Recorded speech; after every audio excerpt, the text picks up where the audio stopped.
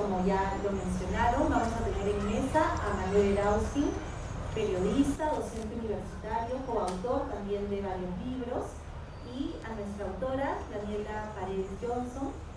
Esperamos que esta conversación también sea estimulante para ustedes y para introducirlos a este libro que hemos publicado con mucho cariño, con mucho entusiasmo, que esperamos que muestre también un lado distinto de Blanca Varela, esa poeta tan querida por todos nosotros.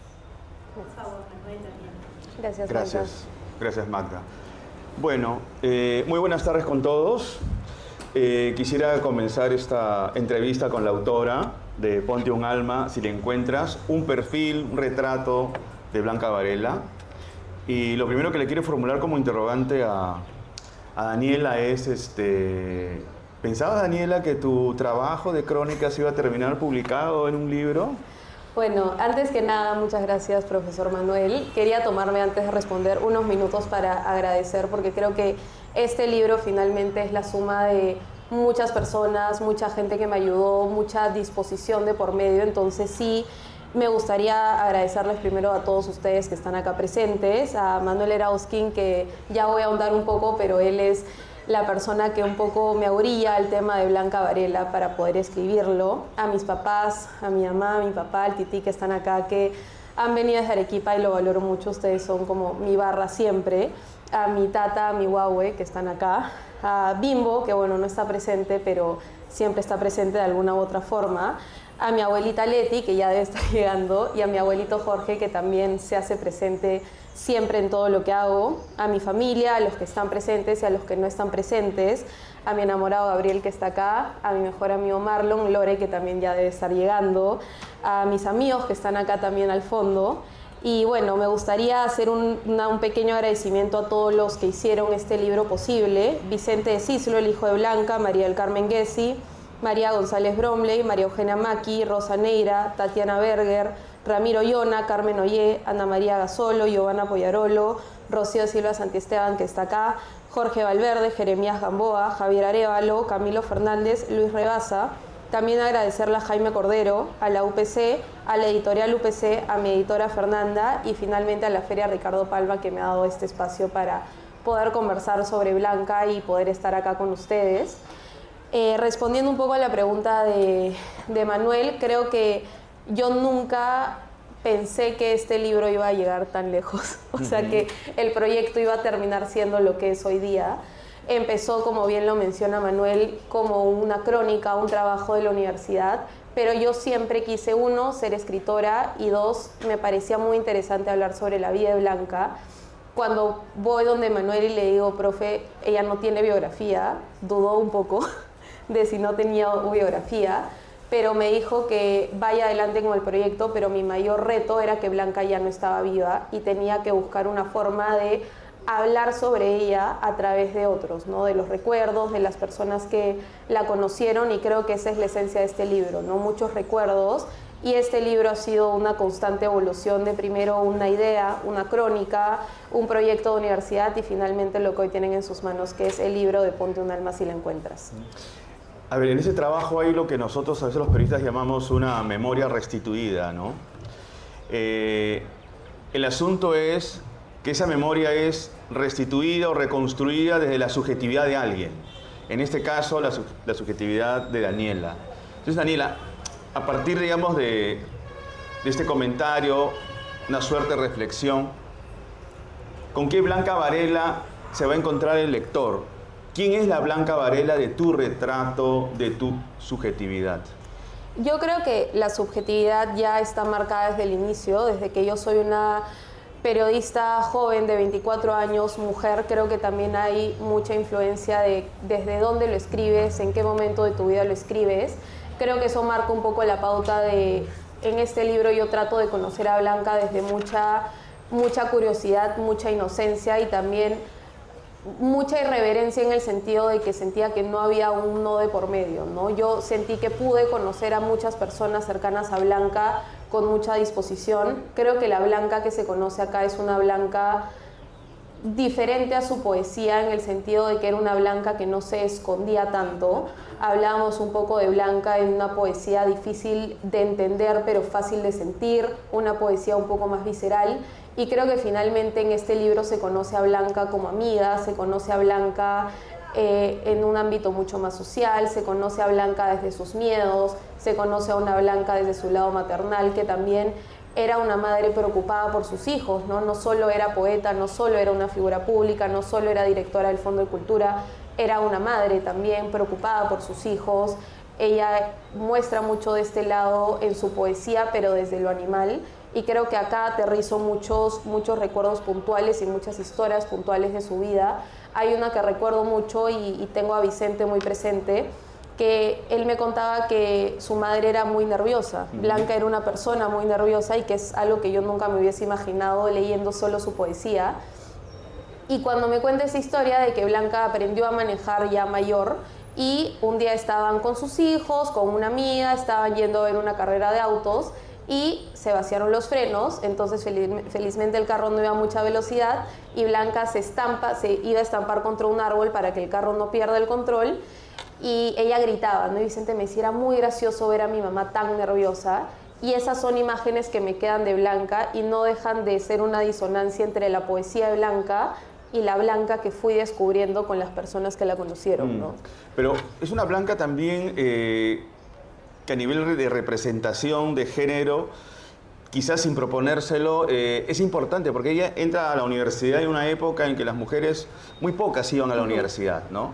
Y además se convierte en un personaje protagonista de su propio entorno cultural, ¿no? Yo creo que Blanca ya de por sí era una persona con una vida excepcional y un poco, lo conversábamos antes, disruptiva, porque claro, es una mujer que ya nació en un entorno muy artístico, ¿no? Una madre que, bueno, Serafina Quinteras, que era poetisa y también cantante, teníamos compositora de valses, teníamos a su padre que también era periodista, entonces ya ella tenía, creo que, un acercamiento al lado artístico, por así decirlo. Quizás ella se fue por otra línea, por otro estilo, pero ya tenía eso marcado. Ella creció en Santa Beatriz, que era un espacio donde crecieron muchos autores también. Fernando de Cislo, su futuro esposo, también nació en ese barrio y ellos se conocieron ahí. Entiendo que Salazar Bondi también vivía en ese lugar. Entonces ya como que su vida se va formando desde muy pequeña. Para ella finalmente, a diferencia de lo que se hacía en ese entonces, era estudiar en la universidad, ¿no? No era normal que una mujer en el contexto de los años 30, 40 estudie en la universidad. Ella entra y es ahí donde empieza a conocer esta generación del 50, y yo creo que sí, su vida ya desde ese momento es excepcional. También la historia que muchos de nosotros conocemos, que es que Blanca viaja a París, se casa y viaja a París como una suerte de necesidad y creo que también de escapar un poco del Perú de ese momento y buscar este sueño un poco más, o esta ilusión artística de los jóvenes, ¿no? Porque creo que muchos jóvenes en ese momento viajan a París, a Francia, con este anhelo de, si bien me voy a la posguerra a vivir penurias, también me voy a conocer mucho arte, ¿no? Entonces yo creo que sí, su vida marca sí, pues algo disruptivo en lo que hoy día conocemos como una mujer de la época o de esa época. Una mujer contemple, y además hay un tema interesante, ¿no? El azar también juega un papel en la vida de los seres humanos. Cuando ellos van a París, me refiero a Blanca Varela y Fernando de Cislo, ya casados, muy jóvenes, se contactan, conocen gente, no solamente, digamos, peruanos, sino me refiero a gente de otros países, pero también empiezan a aproximarse a personajes que van a ser determinantes para sus vidas, personajes que van a tener mucho peso, digamos, en la vida cultural no del Perú, sino del mundo, ¿no? Como es el caso de Octavio Paz. Claro. ¿No? Paz es determinante para ella, es una especie de tutor intelectual. La obliga un poco a publicar, ¿no? Exacto. Yo creo que, y eso me comentaban muchas personas que la conocieron. Blanca, no creo que no le haya gustado la idea de que su poesía sea publicada, ¿no? Pero un poco que la jalaban para que publique. La historia con Octavio Paz, si aún no la conocen, es que él le insistía mucho en que escriba poesía, en que constantemente esté entrenando este talento, porque finalmente el talento sin constancia no es nada. Y ella llega un día a Washington y le dice, bueno, creo que ya tengo mi poemario, se va a llamar Puerto Supe. Y creo que Octavio Paz piensa que Puerto Supe es una suerte de una conjugación de supe, saber, y le dice, ¿qué nombre más raro, ¿no? Y ella le dice, pero ese puerto existe, y es ahí donde Octavio Paz le dice, ese es el nombre de tu libro, ese puerto existe, que es su primer poemario, y así un poco inicia la vida de Blanca, pero creo que un detalle importante es que, algo que yo también vi en la biografía antes de entrevistar a las personas, es que se aseguraba que Blanca conoce a todos estos ilustrados como Simone de Beauvoir o Sartre cuando ella está con Cislo en París, y la historia es un poco diferente. Ella se separa un tiempo de Fernando de Cislo y es en este periodo donde ella conoce un poco a los surrealistas, empieza a conocer a más artistas. Entonces creo que también es importante entender que Blanca Varela era en sí misma una presencia muy fuerte, ¿no? Claro, estamos hablando de un personaje muy autónomo, ¿no? Que eso es algo que me parece que es importante remarcar, porque en tu indagación de este retrato vemos distintas facetas de ella, y a nivel personal, ella en sí es alguien de la cual uno puede advertir que no dependía de nadie, ¿no? Pero creo al menos, que, a ver, en claro, apariencia. Yo creo que igual, como todos nosotros, Blanca Varela es una dimensión enorme de persona, tiene muchas dimensiones. Creo que su relación amorosa era una Blanca, su relación como madre era otra Blanca, ¿no? Yo creo que sí, lo que yo pude percibir, me hubiese encantado conocerla y conversar con ella y saber realmente qué pensaba ella de todas estas cosas, pero creo que ella sí era una presencia muy fuerte, era una mujer y una persona muy independiente, una persona que, y me lo han repetido mucho en esta frase, que hacía lo que le daba la gana, ¿no? Entonces esa es la idea de Blanca que yo tengo y que me gustaría que se pueda plasmar en el libro, ¿no? Una Blanca que no sé si independiente o no al 100%, pero que a fin de cuentas era una presencia muy fuerte, ¿no? Ella creo que nunca fue o la esposa de o la amiga de, siempre terminó siendo finalmente Blanca Varela, ¿no? Ahora, para nosotros los periodistas escribir acerca de alguien que ya no está es sumamente difícil, es complicado, porque la fuente número uno es justamente la persona de la cual vamos a escribir. Entonces, si escribimos sobre alguien que está presente, todo es muy manejable. Claro. Pero el gran reto es cuando se va a escribir de alguien que ya no está. En tu caso, ¿cómo fuiste resolviendo justamente ese obstáculo? Porque es un gran obstáculo. Sobre todo cuando ella también ha tenido una personalidad bastante particular, ¿no? Muy poca gente allegada a ella. No dejaba que mucha gente, en todo caso, ingresara en su terreno muy íntimo. Entonces, tienes un radio de acción mucho más limitado, ¿no? Bueno, y como anécdota, yo recuerdo haber tenido esa conversación con usted en el curso de crónicas, de ir yo muy feliz, tendría sido hace 3 años, 21 años, muy feliz al curso de crónicas. Profe, tengo mi tema, voy a hacer mi crónica sobre Blanca Varela. Y me dijo, a ver, un ratito, ella ya falleció. O sea, ¿cómo vas a escribir sobre tu personaje si tu personaje no tiene voz? Entonces, yo que soy un poco terca, felizmente, le dije, ¿cuál es la alternativa? ¿Qué es lo que puedo hacer? Y me dijo, bueno, entrevista a todas las personas que la conocieron en la medida de lo posible, y es importante que entrevistes a su hijo, y creo que eso me quedó muy marcado. El trabajo empieza un poco de afuera hacia adentro, o es como yo lo veo. Empecé con las amigas, de hecho Rocío, que está acá, fue una de mis primeras entrevistadas. De ahí hablé con Carmen Ollé, hablé con Giovanna Poyarolo, y ellas me dieron algunas luces de por dónde podría ir este trabajo. Después, cuando este trabajo pasa al curso de periodismo literario, empecé un poco a irme ya al lado familiar. Empecé también a hablar con Tatiana Berger, con Ramiro Llona, conocí a María del Carmen Gessi, que yo hasta el día de hoy le tengo mucha gratitud porque ella fue mi llave para abrir muchas puertas. Ella era la primera esposa de Lorenzo, el hijo de Blanca, que falleció lamentablemente, y ella era muy amiga de Blanca. Entonces ella me dijo, Dani, tú escríbele a Vicente, yo sé que le has escrito bastante y no te he respondido, pero escríbele, yo le voy a decir que tú lo estás buscando para esto. Pude hablar con Vicente y creo que una consigna mía fue, este libro no va a ver la luz si Vicente, que ha sido la persona más próxima en vida Blanca, no me da, no sé si su conformidad, pero si no me da una entrevista al menos, ¿no? Entonces yo logro hablar con Vicente una primera vez, mucha disposición también de por medio, me contó muchas historias, y creo que cuando me acerqué a él fue, de nuevo, ¿no?, con esta curiosidad y también con él. No quiero conocer a Blanca personaje, quiero conocer a Blanca, tu mamá, ¿no? ¿Cómo fue tu madre contigo? ¿Cómo fue vivir con ella? Él me contaba que ella fue una gran amiga, que era una madre muy nerviosa, que los llevaba mucho a la clínica, que era un poco hipocondríaca con las enfermedades de sus hijos, que ella los veía mucho y ellos eran mucho la inspiración de muchas cosas para ella, ¿no?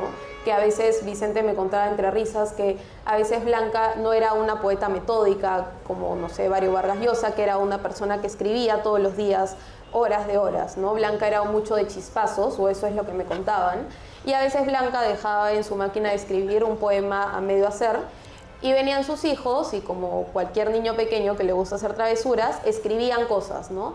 Y Blanca llegaba y decía como, qué raro, yo he escrito esto, y decía, bueno, entonces claramente sabía que habían sido sus hijos, pero ella seguía, ¿no? Como con esta fantasía para con sus hijos. Y creo que sí, si bien fue difícil, y creo que el hecho de no haber conversado con Blanca se nota en el libro, creo que también es parte de la esencia, ¿no? Cómo alguien cuando ya no está es recordado a través de otros y cuál es finalmente la huella que ella deja, ¿no? Que han sido casi 17, 18 entrevistas y fue difícil porque eran muy pocas personas, el acceso no era tan fácil, pero Blanca Varela, o el querer hablar sobre ella, fue como una llave de, ok, te cuento qué quieres saber sobre ella, ¿no? Y me sorprendió porque, bueno, yo lo digo en el libro, yo creo que me confiaron muchos recuerdos y eso es algo muy valioso, ¿no? Entonces sí, creo que hay una suerte de perseverancia de mi parte, persistencia y también un poco de suerte, creo yo. Bueno, la suerte es importante también en nuestro trabajo. No debemos depender de ella, pero nos debe agarrar justamente en la búsqueda, en la indagación. Y te quería formular una inquietud. ¿Cómo te aproximaste a los asuntos conflictivos? Es decir, el tema matrimonial. Porque son esferas de la intimidad y uno, al menos cuando nos dedicamos a hacer este tipo de proyectos, de trabajos, evitamos la chismografía. Claro. Lo que queremos es una información íntima, pero para poder comprender mejor al personaje en cuanto a su humanidad. ¿Cómo resolviste eso? El tema del matrimonio, su separación, su divorcio, el tema de la muerte también de Lorenzo, ¿no? Que es un asunto sumamente dramático, trágico y delicado. Yo creo que primero, y eso me lo atribuyo mucho a mi formación también como periodista y desde los valores, porque yo me acerqué mucho a mis fuentes, a las personas que conocieron a Blanca, a su familia, a sus amigos, con mucho respeto y diciéndoles, yo no quiero hacer como un magazine de Blanca, ¿no? Yo quiero contar aspectos de su vida que nos ayuden a entender quién fue Blanca. Entonces hubo también mucha relación de confianza con muchas de mis fuentes, y creo que eso es algo importante recalcarlo, que como periodistas nosotros escogemos mal que bien qué poner porque hay que saber discernir entre lo que es chisme o lo que es realmente relevante, ¿no? Entonces yo siempre le di esta garantía a mis fuentes de si tú me cuentas algo en este espacio de confianza que estamos armando y tú no te sientes cómodo con que yo lo cuente, no hay ningún problema. O sea, yo creo que finalmente la idea de una biografía también de alguien que ya no está es un poco resguardar su imagen, pero tampoco sin tocar estos temas incómodos, ¿no? Yo recuerdo nuevamente que con Vicente le pregunté cómo fue el fallecimiento de tu hermano, ¿no? Y si es un tema muy sensible, no es necesario tocarlo. Y él me fue muy sincero y me dijo, realmente hubo un trauma de por medio, yo no recuerdo mucho. Recuerdo sí que a partir de ese suceso mi mamá quedó muy mal, que no es para menos. Me cuentan un poco también que Blanca a partir de ese suceso como que se deja morir, ¿no? Entonces, pero es un asunto que, claro, creo que eso era suficiente para entender la magnitud de las cosas, ¿no? Blanca a partir de esta muerte primero deja de leer, deja de escribir y deja de hablar y deja de ser ella, ¿no? Y creo que en esas cosas, entre comillas, sencillas, uno puede entender cuál es el Durante dolor. un tiempo, porque después retoma. Claro, después retoma. Y también entender un poco que finalmente a Blanca también estuvo muy acompañada, muy cuidada en sus últimos años, según lo que me cuentan. Entonces sí, puede ser incómodo, pero creo que también hubo, de nuevo, desde esta apertura y esta disposición, no fue tan difícil como yo hubiese pensado que hubiese sido difícil tocar esos temas, ¿no? Incluso el tema de la relación Blanca y Fernando, claro, era incómodo para mí preguntarlo, pero no había mucho tabú al respecto y creo que también las fuentes me dijeron lo que ellos consideraron pertinente contarme y eso es lo que yo he tratado desde mucha admiración y mucho respeto poner en el libro, ¿no? Porque además era un matrimonio de una gran representación simbólica, ¿no? Tenías al pintor peruano más importante casado con quien era la poeta peruana, se convierte en la poeta peruana más importante, ¿no? Claro, y yo bromeaba un poco con Vicente de tus padres eran dos monstruos, una de la literatura y una de las artes plásticas, y claro, cómo era convivir con esta situación, ¿no?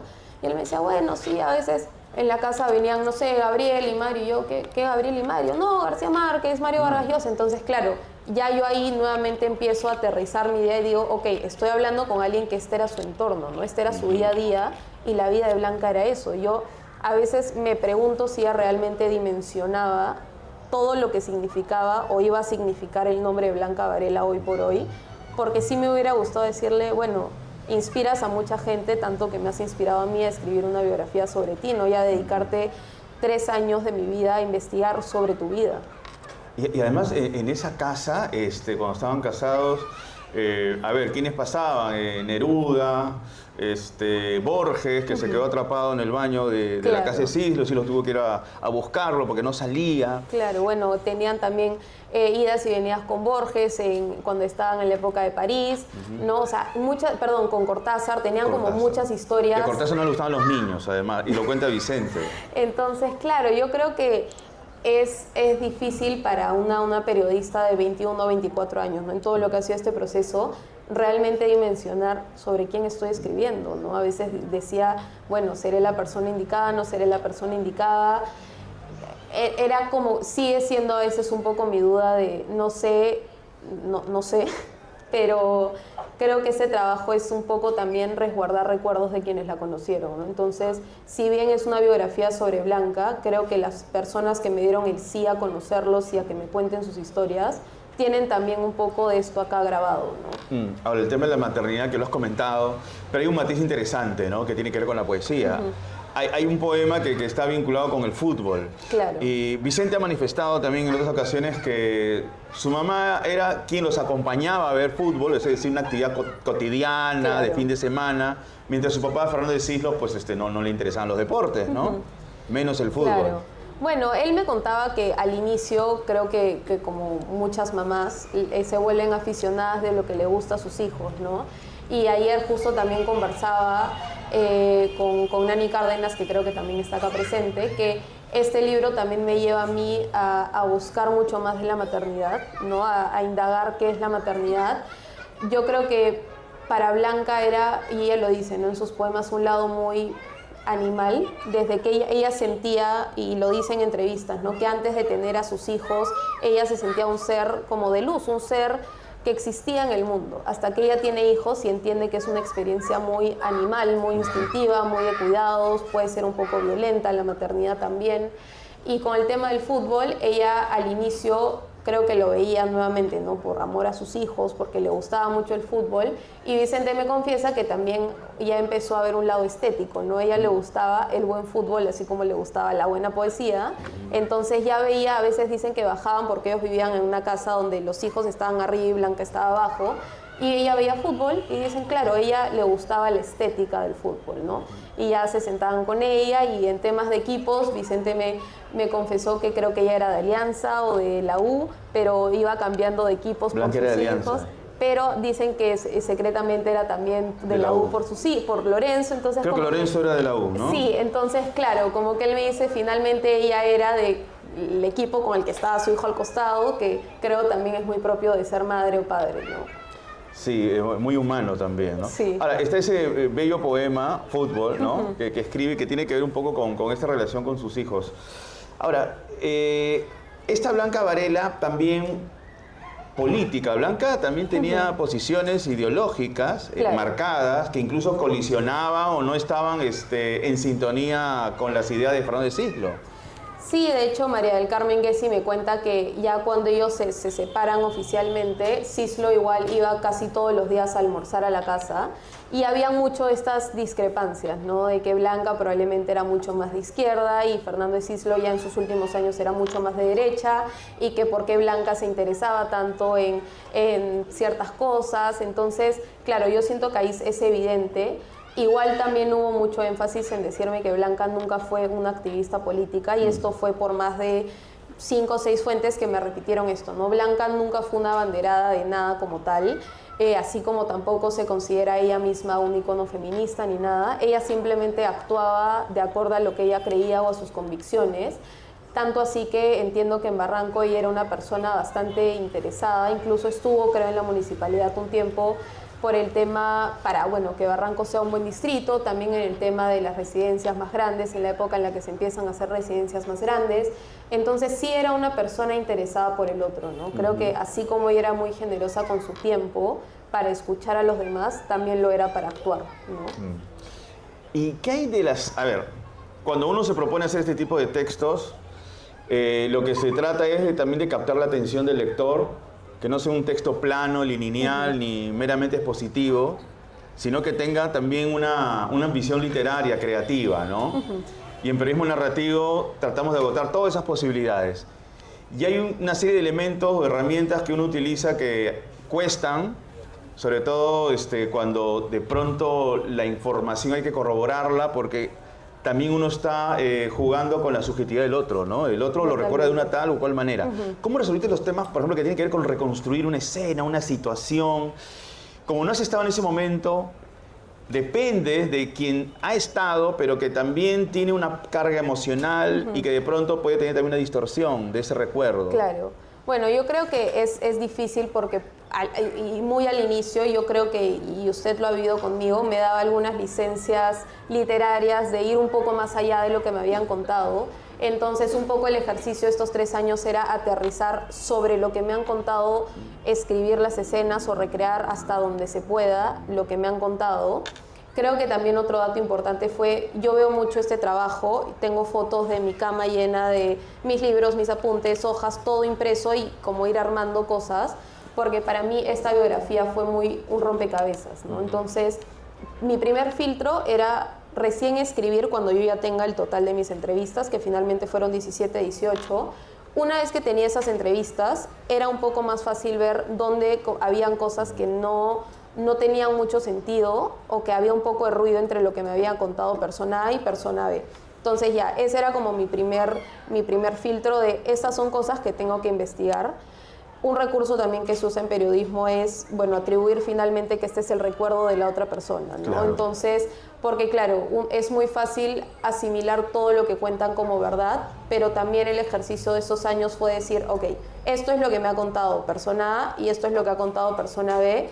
La verdad finalmente fue una o la sabe Blanca o no lo sabremos, pero tenemos estas dos versiones y creo que eso también es muy rico, ¿no? Saber entender desde la subjetividad cómo una persona puede marcar de diferente manera, ¿no? Sí, porque además no hay una respuesta concluyente.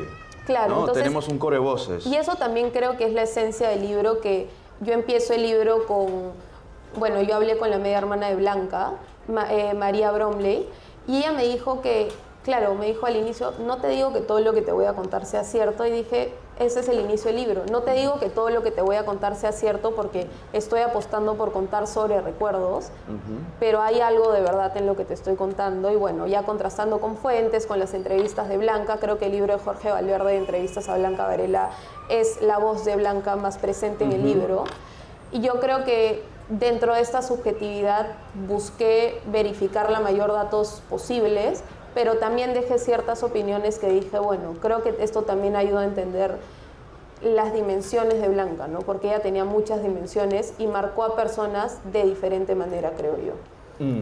Ahora, te quiero colocar en el siguiente contexto. Mucho se habla que los jóvenes no leen, mucho se habla de que los jóvenes de pronto tienen poca proximidad a la lectura, a la aventura intelectual, y tú eres una joven periodista que en un momento de su formación académica se interesó por la poeta peruana más importante, ¿no? De la cual de pronto hay muchos trabajos de ensayos, críticos, literarios, pero en cuanto a periodismo narrativo me parece que no había mucho, por no decir que no había casi nada. Y tú te animaste a explorar un personaje tan profundo, tan complejo también. ¿Qué te hace sentir justamente eso en relación a Blanca Varela? La posibilidad de que ahora alguien se acerque y la conozca. Creo que al inicio no era consciente de lo que estaba haciendo, para empezar un poco por ahí.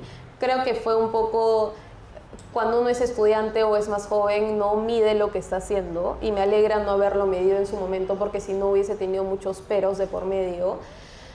A veces tengo muchas dudas de si a Blanca le hubiese gustado o no una biografía, de si yo era la persona correcta o no, pero creo que también tomé este reto como algo personal de sí se puede llegar a las fuentes, ¿no? Y creo que es algo que lo conversamos mucho también en este proceso de ir a entrevistas, disponer mi tiempo. Fue también aprender mucho sobre mí, y creo que escribir este libro, bueno, el libro ha ido creciendo conmigo en estos 3 años, entonces sí me alegra ser la persona que cuente de nuevo, no mucho desde el respeto y la admiración, quién fue Blanca a través de que la conocieron, ¿no? Creo que finalmente esta biografía, si bien hay una suerte de biografía de Blanca que la hizo Cecilia Podestá junto a la Municipalidad de Lima, creo que acá hay una voz mucho más presente de las personas que la conocieron, ¿no? No solo lo que se cuenta de Blanca, sino lo que se recuerda de ella. Si no me equivoco, es una biografía, ¿no? Sí. Que es distinto, ¿no? Claro. Bien. Ahora, nuevamente, insisto con lo siguiente. Ahora que hemos hablado un buen rato de Blanca Varela, nos has expuesto, digamos, cómo has trabajado este retrato de ella. ¿Para ti quién es? Bueno, para mí es una mujer que, como me dijeron, hizo lo que se le dio la gana. Y para mí Blanca marcó mucho mi manera de ver y de querer vivir mi vida, porque creo que los jóvenes, sobre todo personas de mi edad, o hablo por mí, queremos hacer una cosa y hacer una cosa bien, y Blanca me fue enseñando que la vida era muy, muy amplia, si así se nos da, para hacer todo lo que querramos y todo lo que nos guste hacer, ¿no? Y no por eso lo vamos a hacer peor o no tan bien.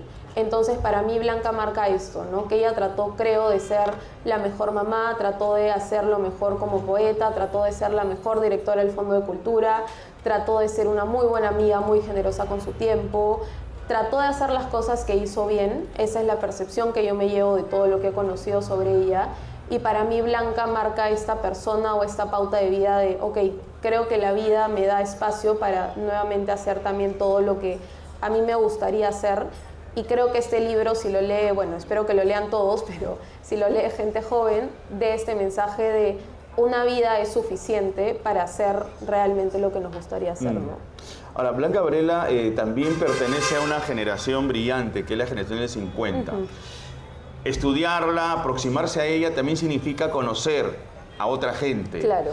¿No? Entonces, a partir de este camino hacia ella, de este retrato, de este perfil, ¿qué personajes tú pudiste conocer y con los que te quedas, además? Yo me quedo mucho con Arguedas, que coincidentemente una compañera en la universidad también hizo una biografía sobre Arguedas. Me quedo mucho con la presencia de Arguedas en la vida de Blanca, y también con la presencia de, bueno, Octavio Paz cae por su propio peso, pero también la presencia de Salazar Bondi, ¿no? Como este detonante en la vida de Blanca de tú escribes creo poesía. Que fue su primer enamorado. También. Bueno, se dice no, pero finalmente me confirmaron que sí. Sí. Pero claro, yo creo que estos dos personajes marcan momentos muy importantes, porque en un inicio Fernando Salazar Bondi es la persona que la lee y le dice, tú escribes poesía, o sea, lo que tú haces es poesía. Y claro, es ahí donde ella entra en conciencia de qué es lo que está haciendo, que creo que también es algo muy importante en la vida de cualquier persona, que uno puede hacer muchas cosas, pero hasta que no es consciente de qué es lo que está haciendo, no lo puede explotar. Y bueno, José María Arguedas era una persona también que le enseña como este otro lado del Perú. En ese momento había esta discusión de la poesía pura y la poesía social, y a Blanca le preguntan, ¿no? ¿Tú en qué grupo estás? Y ella dice, bueno, a mí me decían que primero en la pura, pero de ahí yo creo que me fui por lo social, y finalmente yo me quedo con lo que decía Blanca, ¿no? De a mí solo me gusta la poesía buena.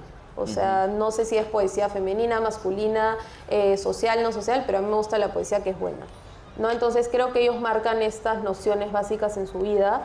Fernando Salazar Bondi como su detonante para ser poeta, y José María Arguedas para tener también una sensibilidad diferente a su entorno, ¿no? A lo que era el Perú en ese momento y años posteriores. Además se debe mucho a la Peña... A la Peña Pancho Fierro, Pancho claro. Fierro, las hermanas Bustamante, una de ellas esposa en ese momento de Arguedas. Claro, y que bueno, fueron muy amigas de ella, y creo que también la Peña Pancho Fierro marca... Creo que ella pudo entrar a esta generación del 50 también estando muy presente en la Peña Pancho Fierro, ¿no? Ella es otro personaje importante, sobre todo cuando ella estaba en París, ¿no? Claro.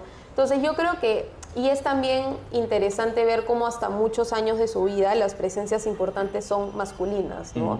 Y un poco ya en la generación del 80, si bien ella tenía sus amigas, entran a tallar también este grupo de poetas como Carmen Olleo, Rocío Silva Santisteban, también estaba Giovanna Poyarolo, bueno, Tatiana Berger, que justo le acabo de ver entrar, que la conocieron y un poco ella empieza a conocer este otro mundo de mujeres que también estaban haciendo arte, que también eran o periodistas o escritoras o poetas, y creo que se encuentra un poco también ella en, ok, no solo es un mundo de hombres, ¿no? También el mundo se empieza a abrir, entonces yo creo que sí, también conocer su biografía es conocer esta evolución de su vida, ¿no? De cómo primero sus personajes más importantes son hombres y de ahí empiezan a tallar otras personas o personalidades femeninas, ¿no? Un tema que se puede explicar también por la época, ¿no? Claro, yo creo que sí. En su juventud, básicamente, la presencia masculina era más poderosa en el sentido de espacio, incluso, ¿no? bueno, el libro no trata de ser un análisis literario de su poesía, porque, bueno, creo que tampoco yo entro en esta capacidad para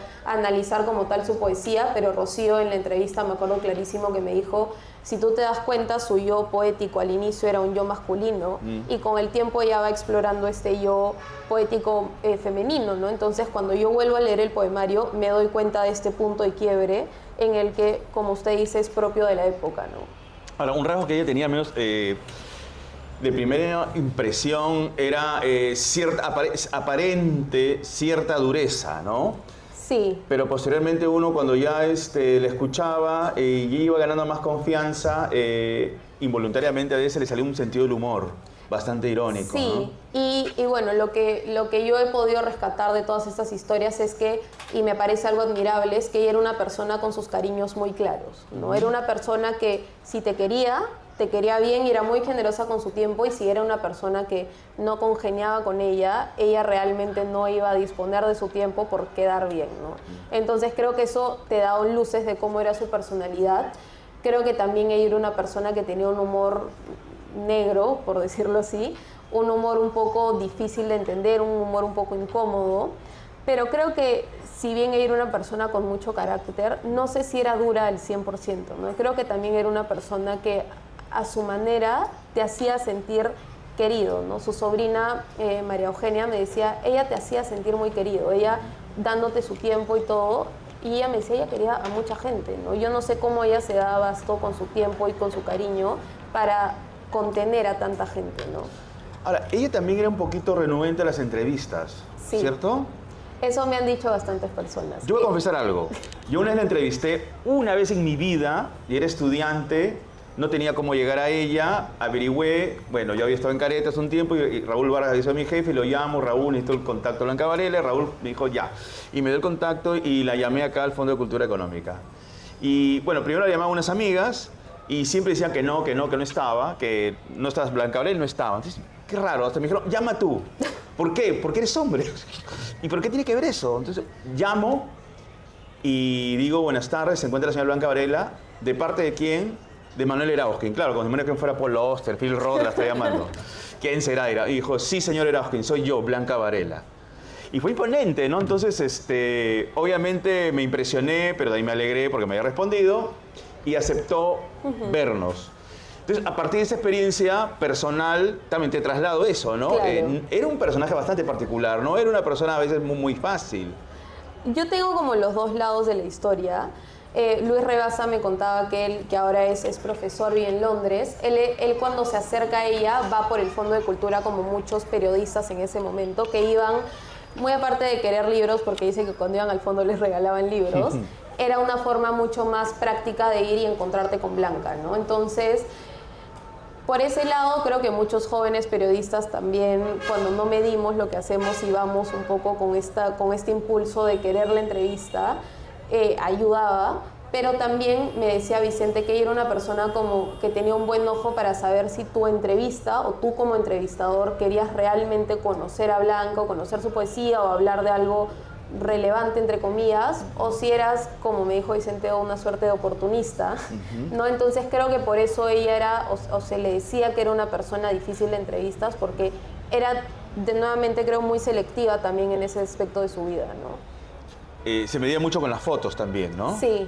Creo que, bueno, de los retratos que tiene, uno de ellos, o sea, los más recurrentes son los de Hermann Schwarz, Sí, y los de Chichi Benavides, si no me equivoco. Entonces sí, y bueno, hay una historia muy bonita que también me contó Rocío, que es con la que abro el libro, que ellas estaban haciendo esta antología y hablaron con Blanca para que ella haga la introducción de su propia antología, y Blanca les da el acceso, ¿no?, a su cajón, y le dice, sí, ahí hay un cajón con fotos para que busquen la portada. Y encuentran esta foto de Blanca con el pelo todo movido, en un carro descapotable, y Rocío me cuenta que le dice, Blanca, esta es la foto que nunca ha salido.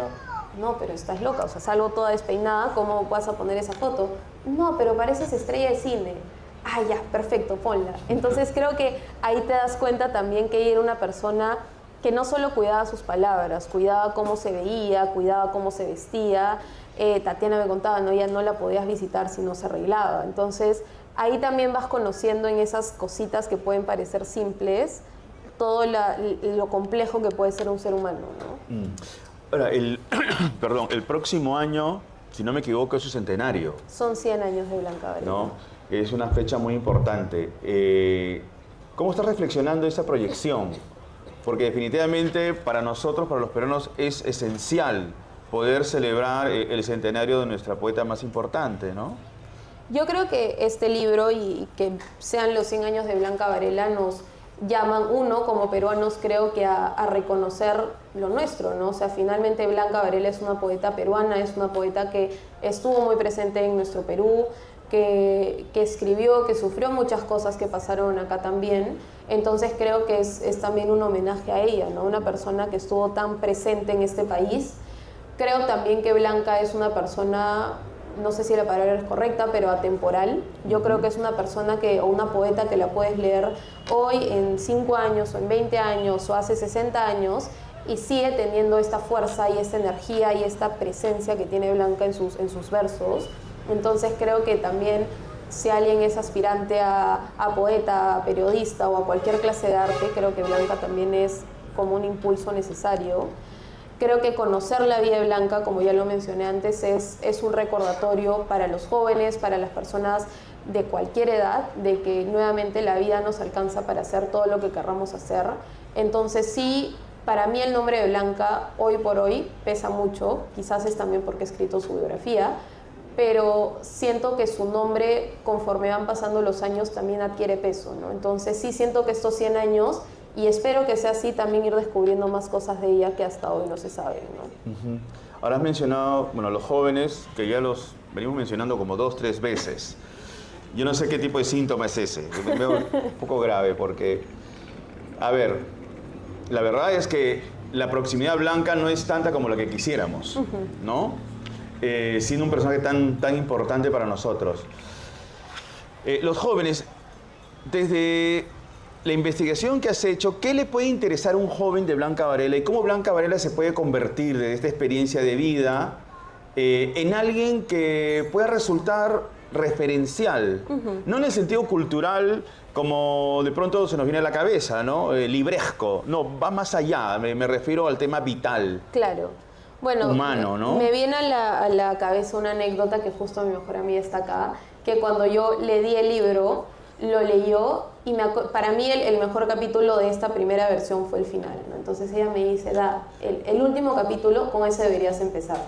Entonces dije, claro, no es lo que cuentes, sino finalmente cómo lo cuentes, ¿no? Yo creo que no es que los jóvenes lean menos porque quieran leer menos necesariamente, sino porque no hay algo que los atrape desde el momento uno o algo que tú leas y digas, no, me enganché con esta historia, así como te puedes enganchar con una serie de Netflix o con una película o con cualquier cosa, ¿no? Entonces yo siempre dije, bueno, la vida de Blanca es esta, la que va a decidir cómo contarla soy yo, entonces tengo que buscar la forma de que este libro, cuando sea leído, sea interesante, ¿no? Sea como leer la vida de un amigo, como leer, no sé, el anuario de alguien que te cuentan todas sus historias, o como el diario de alguien. Entonces yo lo llevé más por ese lado porque dije, finalmente lo puedes contar también como un artículo periodístico y lo leerán menos personas, pero yo le di mucho énfasis a cómo me gustaría a mí yo, de 24 años o 23 en ese momento, leer este libro, ¿no? Entonces sí le di mucho énfasis a cómo quería que sea narrada la historia de Blanca. Ahora, este título, Ponte un alma si la encuentras, tiene una historia, Sí. ¿no? ¿Cuál es esa historia, Daniela? Primero es un verso de mi poema favorito, entonces no hay mucha magia detrás del nombre del libro. Pero creo que también cuando yo leí este poema me di cuenta que claro, yo estaba buscando un poco el alma de quién había sido Blanca para quienes la conocieron, ¿no? De cuál era esta esencia que ella había dejado. Entonces, dándole vueltas al título y pensando títulos creados por mí o no sé, opciones que me habían dado, siempre regresaba al mismo poema de Striptease de Ponte un alma si lo encuentras. Entonces, creo que no fue tan difícil para mí escoger el título porque irónicamente todo lo que tuvo que ver con Blanca y toda su historia, todo se me dio entre comillas fácil, ¿no? Todo encajaba en el momento en que tenía que encajar y todo encajaba perfecto. Y el título fue una de las cosas que desde creo que una etapa muy temprana supe que tenía que ser ese, ¿no? Bien, creo que vamos terminando. Perfecto. Daniela, bueno, te agradecemos mucho la presentación de este libro y sobre todo te agradecemos mucho que te hayas comprometido con este proyecto de periodismo narrativo que ha terminado en este libro que va a aportar mucho. No, sí, en verdad, bueno, nuevamente agradecerles a todos los que están acá. Veo que el auditorio se ha ido llenando y eso me alegra bastante porque ahí veo muchas caras de personas que quiero, con las que he conversado. Nuevamente a Rocío, Tatiana, que están acá, han sido una parte fundamental del libro. Y agradecerle también a usted, profe, porque se lo decía en broma y no broma, este proyecto empieza con usted. Este proyecto empieza en Crónicas y creo que fue una suerte o una suma de muchas cosas, ¿no? De mi terquedad, de llorar mucho en Crónicas. Yo no he contado eso. Pero creo que sí.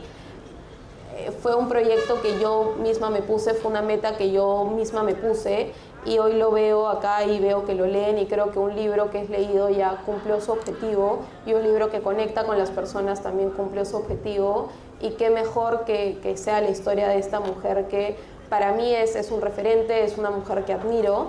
Así que sí, espero que todos lo puedan leer, que lo disfruten tanto como yo disfruté escribiéndolo y espero también que no sea el último libro que publique. Claro que no, van a venir otros más. Muchas gracias. A ti, gracias.